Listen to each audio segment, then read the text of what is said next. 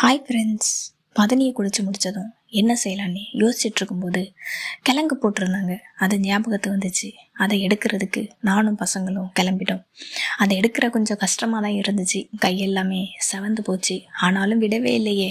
அதை எடுத்து க்ளீன் பண்ணி வேக வச்சு சாப்பிட்லாம் அப்படின்னு முடிவு பண்ணோம். அதுக்குள்ளே பசங்க அதை கொஞ்சம் சுட்டு தர்றியா அப்படின்னு கேட்டாங்க.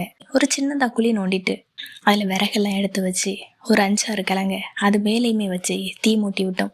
சுற்றி எல்லாரும் உட்காந்து ஏதோ கேம்ப் ஃபயர் மாதிரி விளையாடிக்கிட்டு அதை பண்ணிகிட்டு இருந்தோம். அதுவுமே சுட்டு சாப்பிட்ற கிழங்கு அது ஒரு தனி டேஸ்ட்டு. அது ஒரு வாசமாக இருக்கும். அதையுமே எடுத்து சாப்பிட்றதுக்குள்ளே இங்கே இன்னொரு பக்கம் இந்த கிழங்க வேக வைக்க ஆரம்பித்தோம். கொஞ்சோண்டு உப்பு, மஞ்சள் அந்த ரெண்டையுமே போட்டு விறகடுப்பில் வச்சு வேக வச்சோம்.